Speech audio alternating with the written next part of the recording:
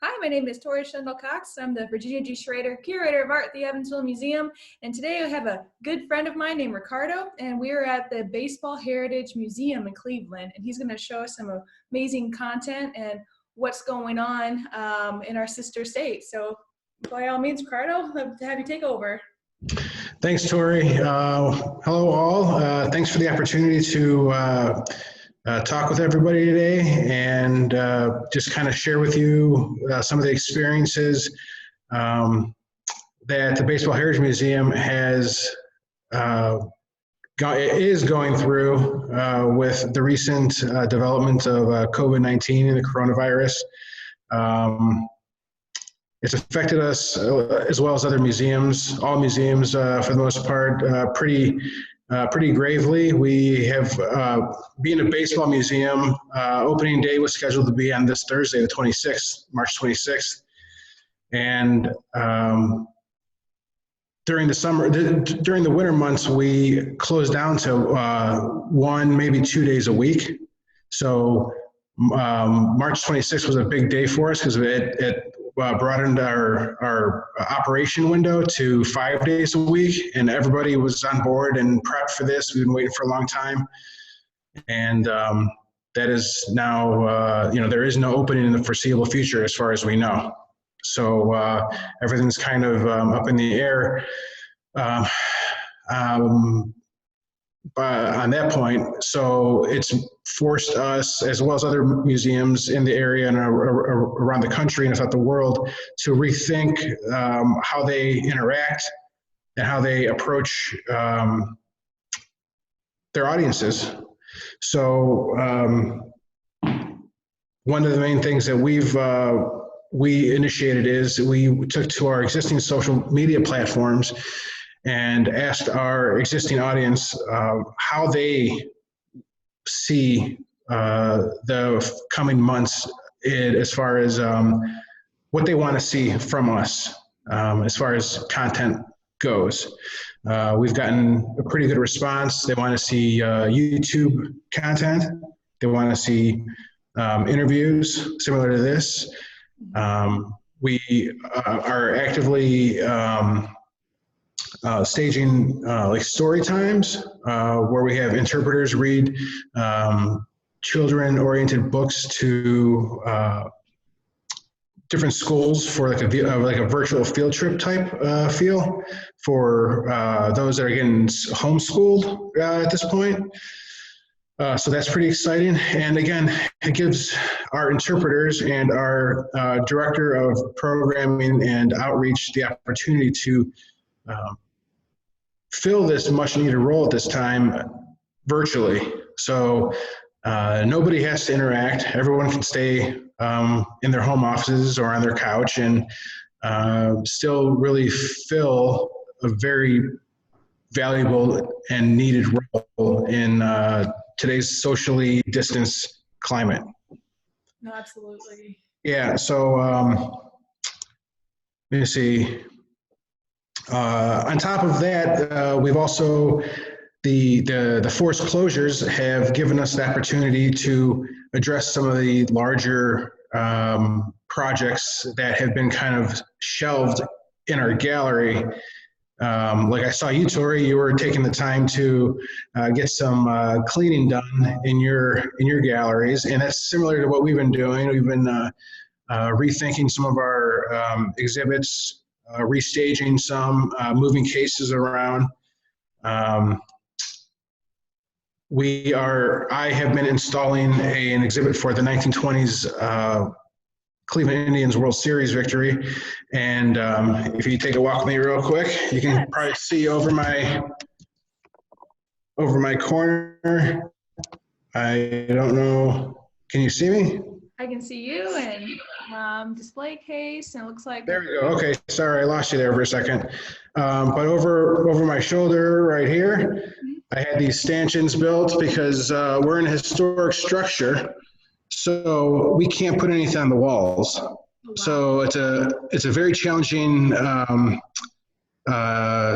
difficulty because we need places to hang stuff. Mm-hmm. So I had our carpenter build these stanchions to look like the grandstand the backstop for the grandstand of League Park, with the fencing and the wooden bottoms. That's what would have been behind home plate. So it's not an exact replica by any means, but it's loosely inspired by that. So I will be spending the rest of the day today, arranging and hanging the photos that we have and hanging the label and filling the case with artifacts from the 1920s World Series. Wow. And that is all, of course, in hopes that somebody can come see it soon. But if not, if this goes on for another month or so, we would definitely consider putting that on YouTube as a virtual experience of some sort. I guess I'll have to readdress that or address that when that time comes, but it'll be constantly in the back of my mind right now going forward, how I can address that and how I can present that to our virtual audience, which I guess it could be noted that this all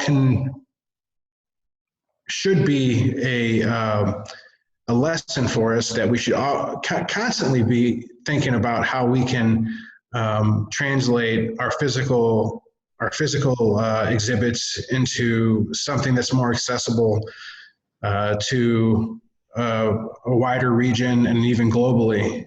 How can we get these artifacts out to a wider audience? And again, I think that it's easy to say that we want to make our museums accessible, and sometimes it's easy to get caught up in the physicality of the artifacts and your gallery and the immediate space that you're dealing with, and forget about the broader picture and the wider audiences that you should really be thinking about serving. Absolutely. And with that said, we have been thinking about different ways that we can produce richer, more contextual content, but still under the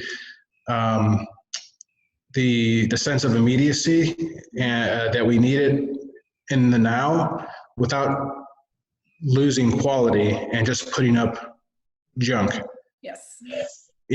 So that's also something that is a challenge for us.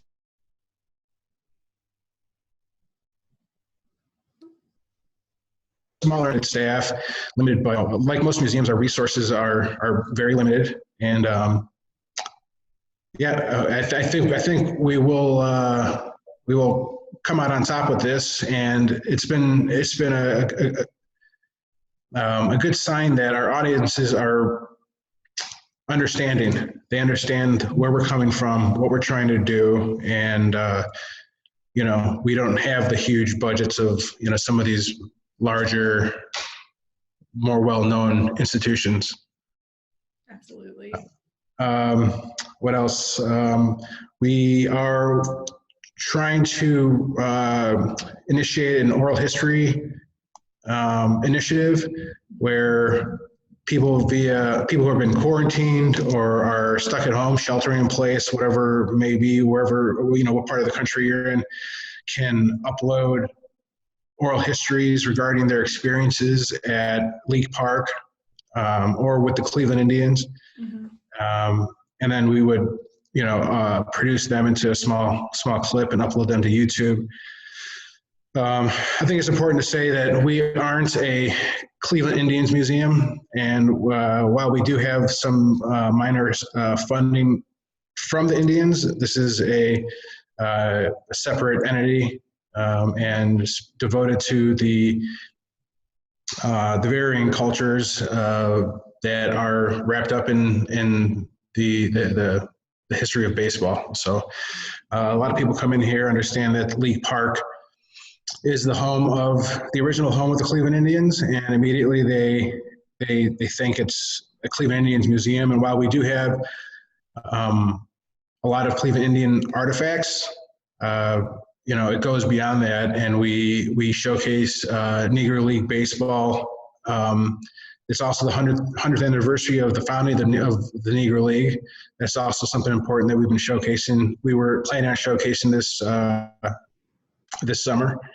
We showcase the women's role in baseball, and everyone immediately thinks of League of Their Own. While we do have League of Their Own artifacts, we have some other interesting objects that have to do with women's baseball, Hispanic League, and also something pretty unique to Cleveland and the Midwest is Sandlot or Industrial League baseball. So I know everybody knows the movie Sandlot, but there was actually Sandlot leagues that played on dirt fields, and they were coined Sandlot leagues because they were not always super well organized, but more like industrial leagues were a little better organized, and usually sponsored by a company. Similar to, I don't like to make the correlation, but I will, like a softball league. A company sponsors a company or a bar or something sponsors a softball league. That's similar to the industrial league baseball, but oftentimes the main difference is oftentimes these players would actually go on to play in the major leagues because it was like almost a subset of the minor leagues. We have quite a nice collection of Sandlot uniforms. Here, I'll walk you over here. Let's see if we can. You can see we got. These are Sandlot uniforms, and we got one. This is a Ford. Ford sponsored this team. And similarly, we got the Wenham Truckers. And this is the oldest one that we have. It's still undercover, but I will show you. This is it's probably in reverse on your screen, but the Tellings was an ice cream company that made ice cream in Cleveland, Ohio. And I don't know if you can tell, but this is wool. It's a wool Tellings jersey, very thick, and it's hard to even imagine playing baseball in mid-July in a wool jersey like that. Yeah. And lastly, I think one of the things that we've decided to refocus our priorities to is addressing our digital collection. When I first started here as assistant curator, I took on the task of digitizing our collection, and I started with our 2D artifacts. And through a collaboration with the Cleveland Public Library, they let us use their digitizing facilities. And right now I have about 500 or 600 objects digitized, but it's more than just taking a picture, as you know. It's adding all the valuable metadata on the back end, which makes that collection valuable and searchable. We want people to know what they're looking for and what they're looking at. So that's one of the main projects that I can do when I'm sitting at home and working in my home office, and doesn't require me to be in the museum. That I'm really looking forward to launching that within the next month or so, and having the Baseball Heritage Museum digital collection accessible on the Cleveland Public Library's Sports Research Center. So look out for that. Do you have any questions for me, Tori? I'd love to answer some.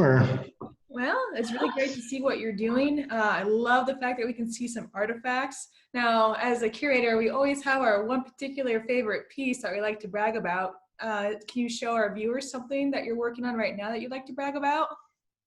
My favorite piece in the collection is actually right here, right next to me. This is the, hope you can see it. It's an original end seat for League Park, and this is the only one that we know of that is in this good of a condition.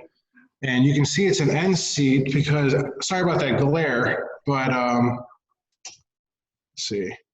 If you can see in the finial, only the end seats had the finial here. And in the finial, you can see a baseball bat, a baseball right there, and a glove. Let's try to get a little closer in there.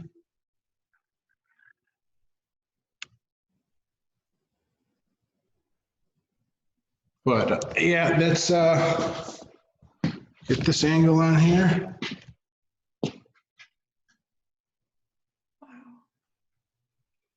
And we also, we have eight original League Park seats, ranging from field box seats, and then this end seat right here. And there's only about 17 known to exist. So we're proud to have almost half of them. So, and we're still trying to get more.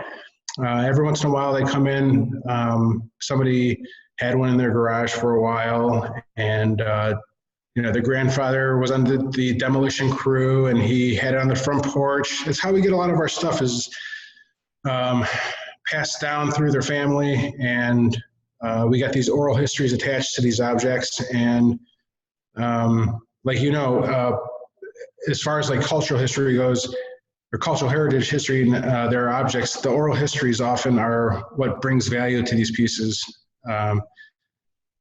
Anything can have historical value, but it needs that story to go with it. And I often get asked, oh, you work at a baseball museum. Hey, how much is this baseball worth?